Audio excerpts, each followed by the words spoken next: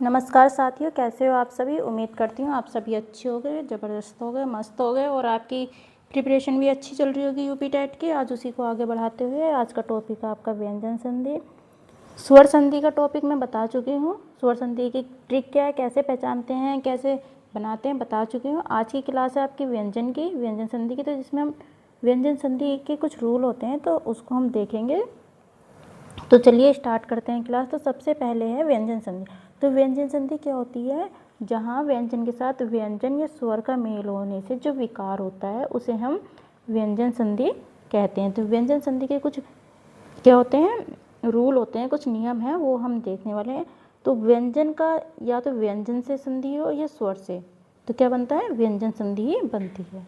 इसका पहला रूल है कि यदि क्या रूल है, यदि स्पर्श व्यंजनों के प्रथम अक्षर क च ट त प के बाद कोई स्वर आए या अथवा कोई तीसरा चौथा वर्ग आए, किसी वर्ग का वर्ण आए या फिर अंत्यस्थ व्यंजन आए, तो क्या हो जाता है, वहाँ पर उसी वर्ग का तीसरा वर्ण बन जाता है।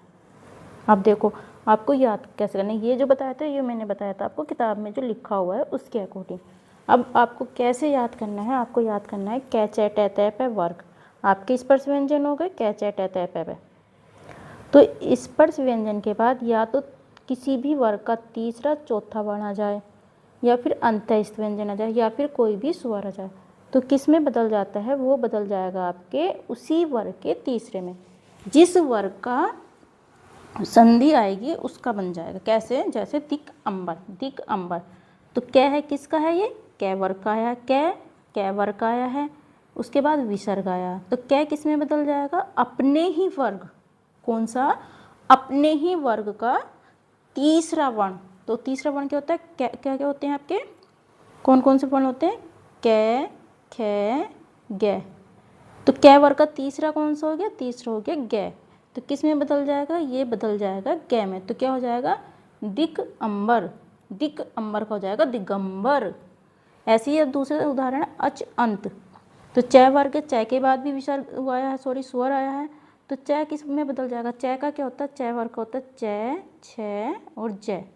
तो तीसरा वर्ण क्या है, ज। तो ये च किस में बदल जाएगा, ये च बदल जाएगा ज में। तो यहाँ हो जाएगा आपका अजंत। ठीक, इसी प्रकार दूसरा उदाहरण लेते हैं, जैसे सत आचार। दूसरा उदाहरण है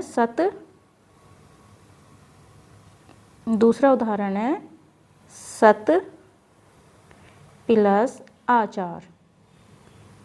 किस में बदलेगा, सत है तो तय वर्ग का क्या होता है, तय थ द। आपको वर्णमाला संधि से पहले वर्णमाला अच्छी होनी चाहिए आपकी, ठीक है। तो मैंने क्या बताया था, अगर किसी भी वर्ण के बाद किसी भी कोई वर्ग है उसके बाद तीसरा चौथा वर्ण आए या फिर अंत्यस्थ आए या स्वर आए, तो किस में बदल जाए, अपने ही वर्ग के तीसरे में। तो तय का तीसरा क्या है, द। तो ये तय किस में बदलेगा, ये तय हो जाएगा द में। तो क्या बन जाएगा, तो तय का क्या बन जाएगा, द बन जाएगा। तो यहाँ हो जाएगा आपका सदाचार। इतना के लिए वाक प्लस ईस का हो जाएगा आपका, क्या है, अपने में बदल जाएगा, तो किस में हो जाएगा, वागीश, तीसरे में ये बदल जाएगा। एक और उदाहरण ले लेते हैं, जैसे है सुप प्लस अंत। तो पै का तीसरा वर्ग क्या होगा, वर्ण पै फै बै। तो ये पै किस में बदल जाएगा, ये बदल जाएगा आपका बै में। तो सुप का क्या हो जाएगा, सुबंत। ठीक है, एक रूल ये हो गया, यानी स्पर्श व्यंजनों के बाद तीसरा चौथा या फिर अंत्यस्थ व्यंजन स्वर है तो किस में बदल जाएगा, अपने उसी वर्ग के तीसरे वर्ण में ये बदल जाता है। आगे लेते हैं, स्पर्श व्यंजनों के बाद अगर क्या है, भय या मैं आए, मतलब स्पर्श व्यंजन आ गए, स्पर्श व्यंजन कै च ट त प हो गया, उसके बाद या तो मैं आ जाए या तो मैं आ जाए या फिर न आ जाए, तो क्या बदल जाएगा, उसी वर्ग का पांचवा वर्ण बन जाता है। जैसे सट मास, तो ट का पांचवा वर्ण क्या होता है, ड़। तो किस में बदल जाएगा, ये ड़ में बदल जाएगा, तो हो जाएगा सड़ मास। ठीक है, इसी तरह दूसरा उदाहरण लेते हैं, जैसे वाक वाक प्लस में, वाक प्लस में है तो किस में बदल जाएगा? कै का 5वां वर्ण कौन सा होता है? अण, तो ये बदल जाएगा वार्ण्य, ये इसमें बदल जाएगा। उत्मत, उत प्लस मत, उत के बाद क्या है? मैं आया है तो तय किस में बदल जाएगा? अपने में। तो तय का 5वां क्या होता है? न, तो हो जाएगा उन्मत। ठीक है, 2 रूल हो गए। तीसरा क्या है? ह्रस्व या दीर्घ स्वर, यानी कोई भी स्वर हो, कोई फर्क नहीं पड़ता, उसके बाद यदि 6 आता है तो 6 से पहले हो जाएगा आपका च।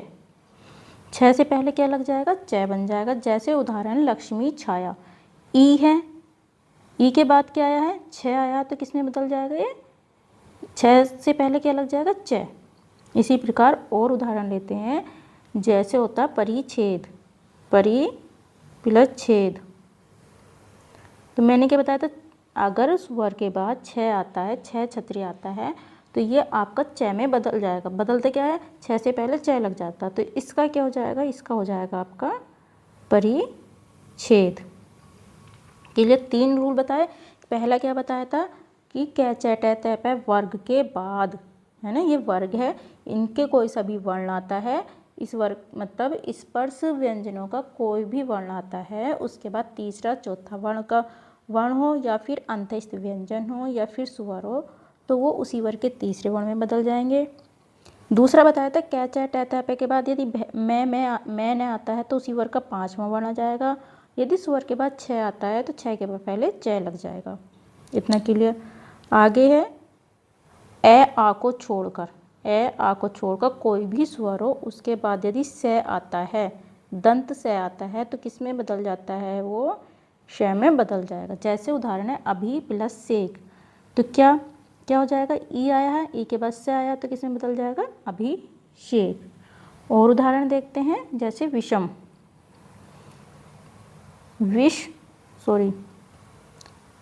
क्या है? वी प्लस सम, तो ई आया है तो इसका क्या बन जाएगा?